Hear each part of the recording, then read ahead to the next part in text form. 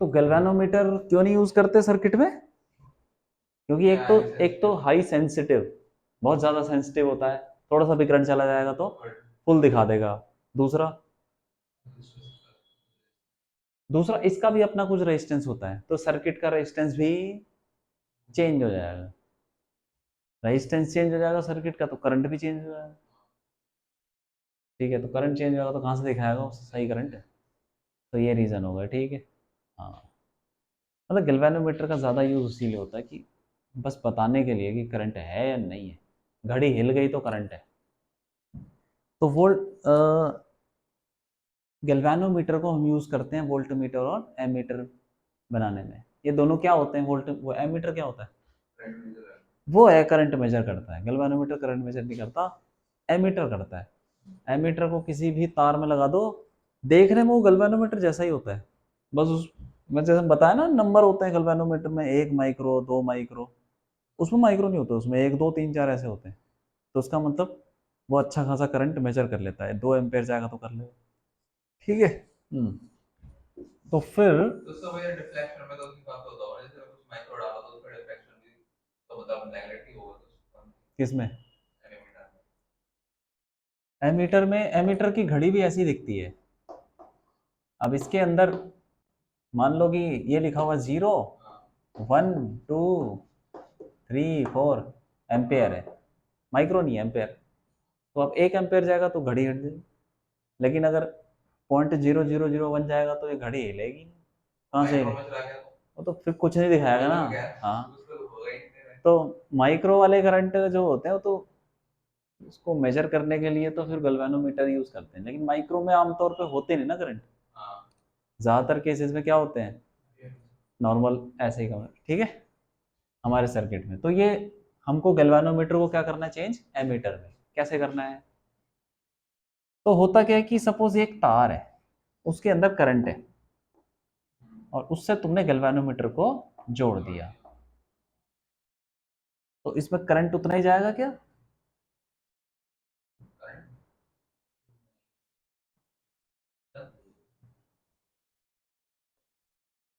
Suppose current है, ठीक है, तुमने जोड़ दिया। अब तुमको ये एमीटर में चेंज करना है। कैसे करोगे? वो करंट बढ़ी मतलब करंट। सपोज तुम्हारे पास कोई सर्किट है, ऐसे मान लो यार, उसमें तुमने गैल्वेनोमीटर जोड़ दिया, तो तुमको एक तो ये जो हो जाएगा कि करंट तो फुल स्केल दिखाने लग जाएगा, फुल स्केल दिखाएगा। ठीक है, तो कहाँ से पता चलेगा कितना करंट है? तो उसको चेंज करना पड़ता है हमको। कैसे चेंज करें? इसके साथ इसका इसका कुछ रेजिस्टेंस है। एक बात बताओ, रेजिस्टेंस होगा तो सर्किट का रेजिस्टेंस चेंज कर देगा, तो करंट भी चेंज कर देगा, तो गड़बड़ हो जाएगी। तो हमें इसका रेजिस्टेंस क्या करना चाहिए? क्या करना पड़ेगा? कम करना पड़ेगा ना। कैसे करें कम? कैसे करें? इसके पैरेलल में एक रेजिस्टेंस लगा दो, उसको बोलते हैं shunt resistance, S. Shunt resistance, ये जी, और इसको एस ले लो। पैरेलल में जितना, अब क्या करेंगे, छोटा सा लो शंट रेजिस्टेंस। अब देखो मैं तुमको बताता हूँ, दो अगर रेजिस्टेंस पैरेलल में है, R1 R2, तो इसका जो इक्विवेलेंट होगा वो क्या होगा? इन दोनों से छोटा है बड़ा?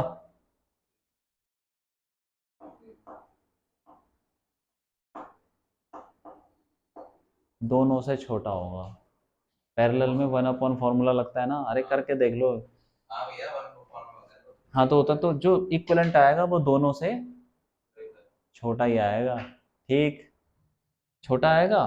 तो इसका मतलब हम क्या करेंगे, अगर हमें इसका इक्विवेलेंट चाहिए छोटा, छोटा क्यों चाहिए? ताकि करंट पे कोई भी फर्क ना पड़े, सर्किट का रेजिस्टेंस ज़्यादा चेंज ना हो, तो करंट लगभग उतना ही रहे। तो इसका पूरे का रेजिस्टेंस छोटा होना चाहिए, तो छोटा करने के लिए हमने क्या किया, एक छोटा सा रेजिस्टेंस लगा दिया।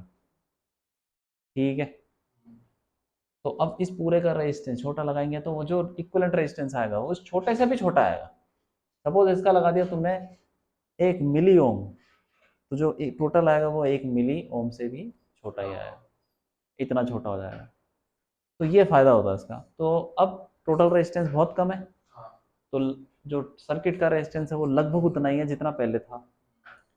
अब हमको क्या करना है, इसको एमीटर में चेंज करना है, ठीक है।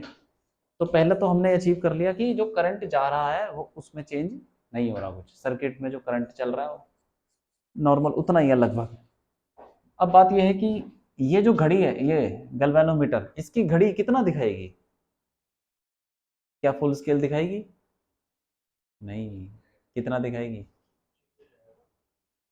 अब देखो इसको अलग से देखते हैं। ये लो, ये गैल्वेनोमीटर और इसके साथ लगा रखा था हमने शंट एस।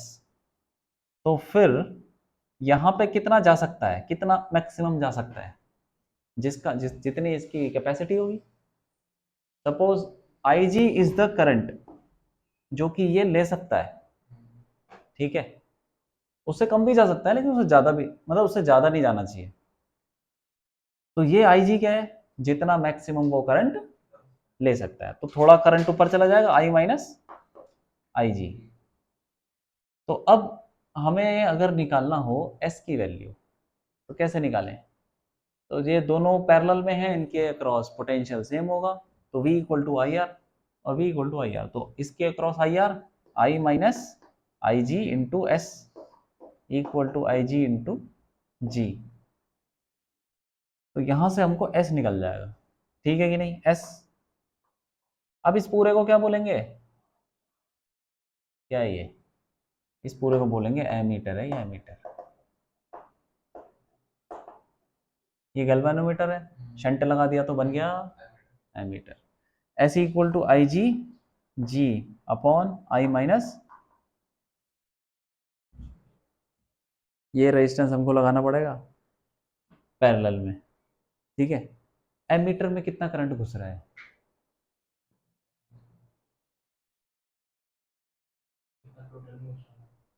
आई, क्योंकि ये पूरा एमीटर है, इसमें कितना करंट घुस रहा है, आई।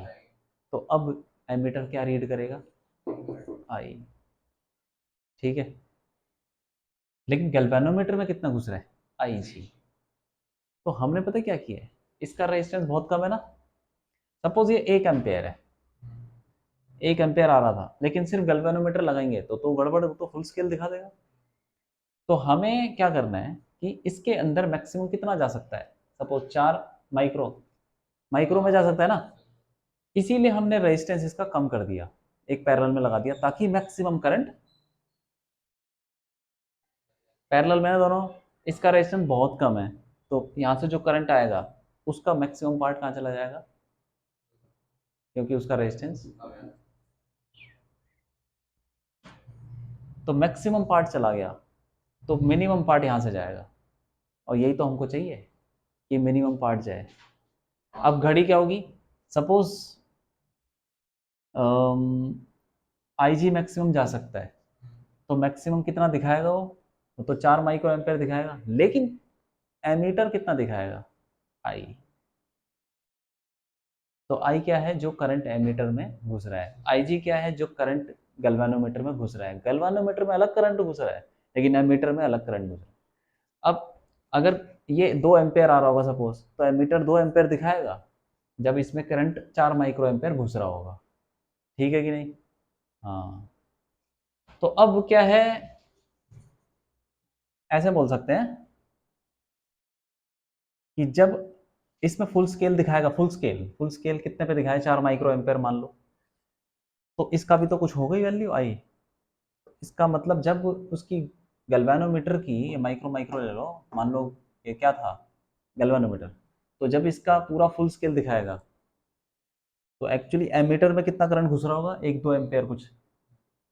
तो हम इसके नंबर हटा के नहीं चेंज कर देंगे, वो कर देते हैं हम इसको पर्ची हटा के, वो होती नहीं है गैल्वेनोमीटर के ऊपर नंबर लिखे रहते हैं, अब वो चेंज हो गए, वो हमको चेंज करने पड़ते हैं, वो कंपनी वाले कर देते हैं, ठीक है कि नहीं। आइडिया मैंने तुमको बता दिया कैसे गैल्वेनोमीटर को एमीटर में चेंज चेंज करते हैं। एमीटर में इतना करंट घुस रहा है, गैल्वेनोमीटर में इतना करंट घुस रहा है, तो उसकी घड़ी आईजी के हिसाब से हिलेगी,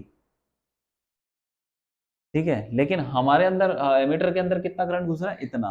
तो जहां तक वो हिलेगी, सपोज इसकी घड़ी यहाँ तक पहुँच गई, 3 माइक्रो एम्पेयर तक पहुँच गई, तो हमारा जो करंट होगा वो जितना ये होगा उतना नंबर हम यहाँ पे जाके लिख देंगे, बन गया मीटर। कहाँ से हो जाएगा इक्वल? जो भी होगा आ रहा होगा ना सर्किट में, ठीक है कि नहीं? हाँ, शंट इज, लिख लो शंट, ये जो एस है it is a very low resistance.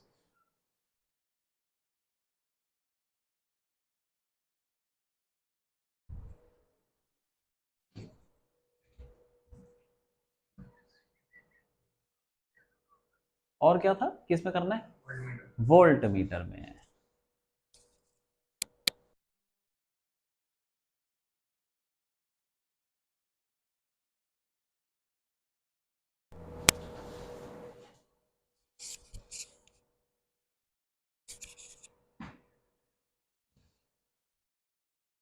Volt meter में कैसे है? वोल्ट मीटर का काम क्या होता है?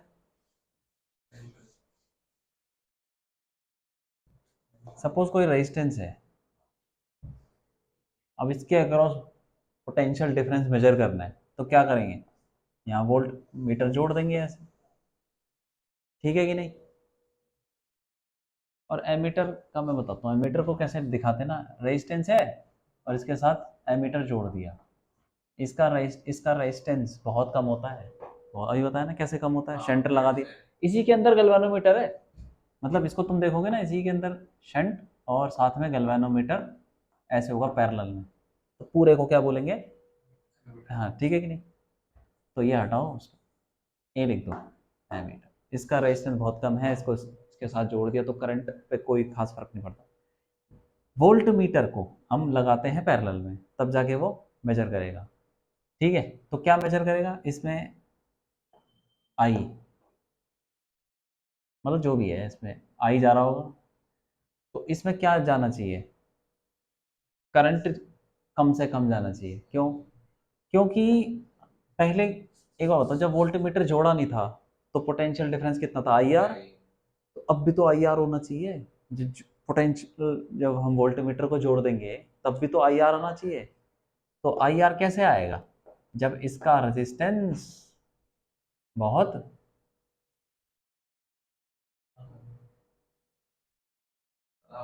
ज़्यादा, उससे क्या होगा ना, यहाँ पे करंट लगभग नहीं जाएगा, तो सारा करंट उसमें से जाएगा, तो आई लगभग उतना ही रहेगा, तो आई आर सही है कि नहीं? पोटेंशियल डिफरेंस पहले कितना था? आई आर, अब भी कितना होना चाहिए? इसको मेजर क्या करना चाहिए? आई आर ना, तो उसके लिए इसके अंदर करंट कम से कम जाना चाहिए, तो उसका रेजिस्टेंस बहुत ज़्यादा होना चाहिए, तो बहुत ज़्यादा कैसे होगा? जब हम गैल्वेनोमीटर के साथ एक सीरीज में लगा देंगे हाई रेजिस्टेंस एस। एमीटर में करने के लिए हमको पैरेलल में शंट लगाना पड़ता है, और वोल्टमीटर में कन्वर्ट करने के लिए हमको सीरीज में लगाना पड़ता है high resistancy, S is high, shunt नहीं बोलते इसको, शंट हमेशा पैरेलल वाले को बोलते हैं, इसको बोलेंगे एस इज हाई रेजिस्टेंस। नहीं इसका नाम, तो तुमको पता क्या है, ये ध्यान रखना है, एमीटर कैसे बनता है? गैल्वेनोमीटर के पैरेलल में लो रेजिस्टेंस लगा दिया शंट, और गैल्वेनोमीटर के सीरीज में हाई रेजिस्टेंस लगा दिया, तो बन गया वोल्टमीटर। उस वोल्टमीटर को कहीं भी लगा दो तुम, इसका बहुत ज़्यादा रेजिस्टेंस हो जाएगा, इसका मतलब ये 10,000 ओम ले लो, 10,000 ओम, 1 लाख ओम, जो मर्जी ले लो, उससे क्या होगा? इसका रेजिस्टेंस बहुत ज़्यादा लाखों में आ जाएगा, लाखों में आ गया तो इसके अंदर करंट तो लगभग नहीं जाएगा, ठीक है? तो नहीं जाएगा या तो बहुत कम जाएगा, तो लगभग उसमें जो सारा करंट है लगभग उसमें से पास हो जाएगा, तो जो वोल्ट पोटेंशियल डिफरेंस है वो उतना ही रहेगा, ठीक है? बस लिख लो।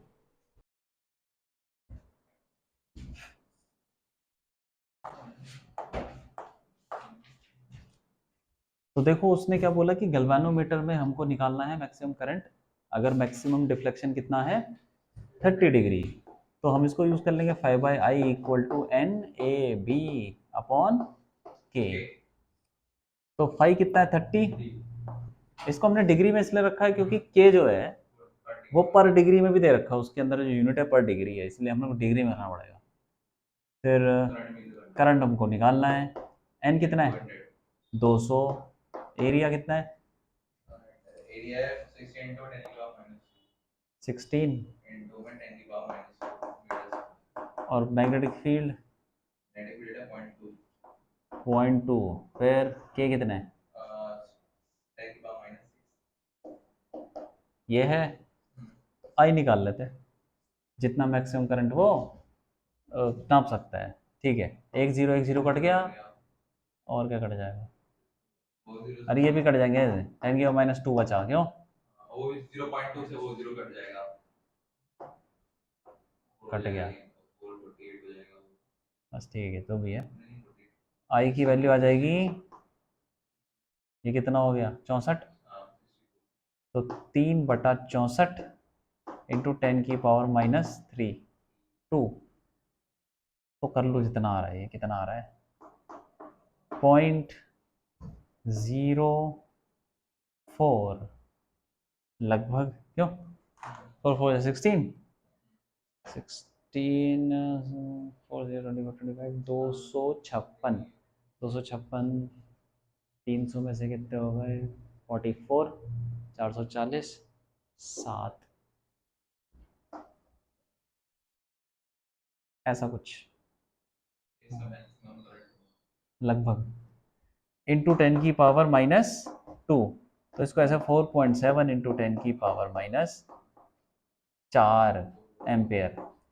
तो करंट मैक्सिमम देखो इतना ही हो सकता है, बताया नहीं था वो कि काफी कम करंट, मिली एम्पेयर में करंट मेजर कर रहा है मैक्सिमम। क्या है, क्या क्वेश्चन है, स्ट्रेट वायर है, इसका मास है 200 ग्राम, एक स्ट्रेट वायर है, उसका मास 200 ग्राम है, 0.2 kg ले लेता हूँ, फिर लेंथ हो गई 1.5, फिर हो गया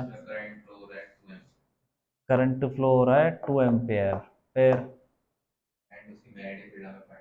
उसकी magnetic field it is suspended in mid-air by uniform horizontal magnetic field. What is the magnitude of magnetic field? It is suspended का मतलब वो लटका हुआ है, ऐसे तार को छोड़ दिया, लटका हुआ है, इसका मतलब इसपे नेट फोर्स 0, क्योंकि लटका हुआ है, सस्पेंडेड है, तो एक फोर्स लगेगा mg और दूसरा फोर्स लगेगा वो जो भी मैग्नेटिक फील्ड उस पर फोर्स लगा रहा होगा, मैग्नेटिक फोर्स, ठीक है, ऐसे ही लगेगा तब जाके नेट फोर्स 0 होगा। हाँ, तो ऐसे में रुका रहेगा, तो जो मैग्नेटिक फोर्स है वो किसके बराबर होगा mg के बराबर, तभी जाके वो तो लटकेगा। तो मैग्नेटिक फोर्स क्या होता है, क्या होता है भाई, क्या होता है मैग्नेटिक फोर्स एक करंट कैरिंग वायर में, देखो फॉर्मूला, देखो जाके देखो फॉर्मूला, और कैसे लगाई है मैग्नेटिक फील्ड, परपेंडिकुलर लगाई होगी, क्यों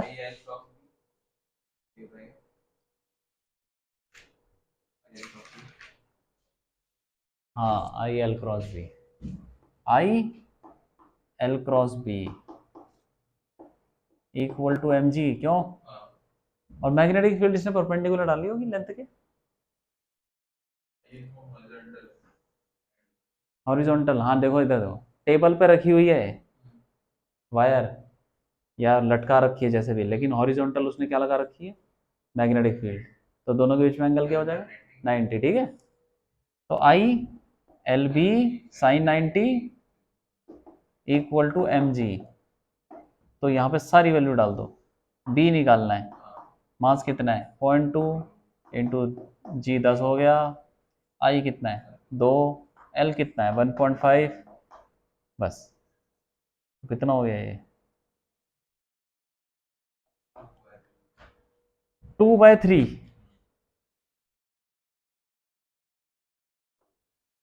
टेस्ला, क्यों यही है, हाँ क्या बोल रहे हो क्वेश्चन, मैग्नेटिक फील्ड पैरेलल है ऑलरेडी बाय एक्सिस के, वाई एक्सिस इधर ले लो और मैग्नेटिक फील्ड भी इधर हो गई, क्यों, ठीक है, फिर एंड फिर चार्ज पार्टिकल है जो मूव कर रहा है along the positive axis, positive x axis में चार्ज पार्टिकल मूव कर रहा है, हाँ। वेलोसिटी इधर हो गई। फिर And हमें बताना है कि which way the Lorentz force होगा वो इलेक्ट्रॉन और प्रोटॉन पे। इलेक्ट्रॉन और प्रोटॉन पे लॉरेंस फोर्स कहाँ लगेगा? इलेक्ट्रिक फील्ड तो नहीं है, नहीं ठीक है। तो इलेक्ट्रॉन का पहले प्रोटॉन ले लेते हैं। प्रोटॉन मतलब पॉजिटिव चार्ज, ये प्रोटॉन है, इस पे फोर्स कहाँ लगेगा? अगर वो इधर जाएगा, V cross B, V cross B, V cross B की तरफ लगेगा। किधर आएगा वी क्रॉस बी, बोलो?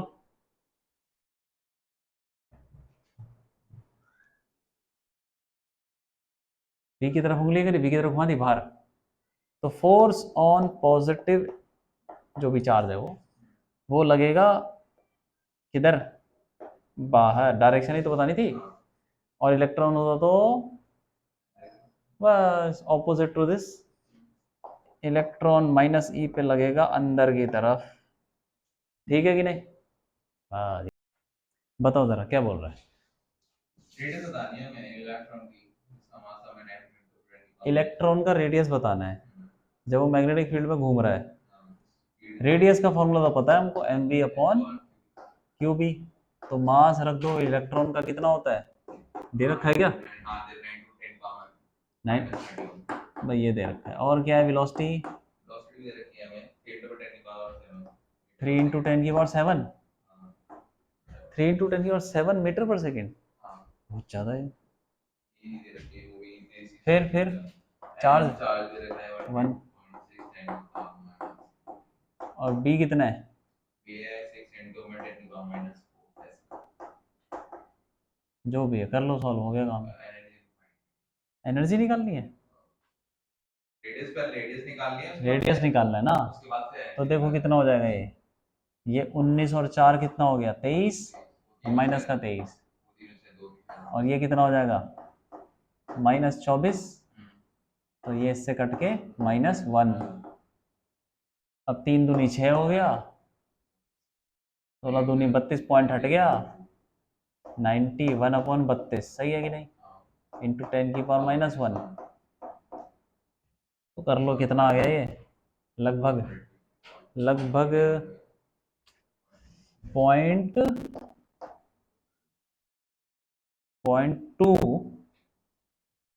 64, देखो सर 0.2 आ रहा है क्या? रेडियस है 26 हाँ, तो 0.2 लगभग 0.26 मीटर, 26 सेंटीमीटर हो जाएगा लगभग, ठीक है। ये आ गया रेडियस। और क्या पूछा है? एनर्जी क्या होगी? एनर्जी, काइनेटिक एनर्जी होगी उसकी, क्या होती है? Half M V square.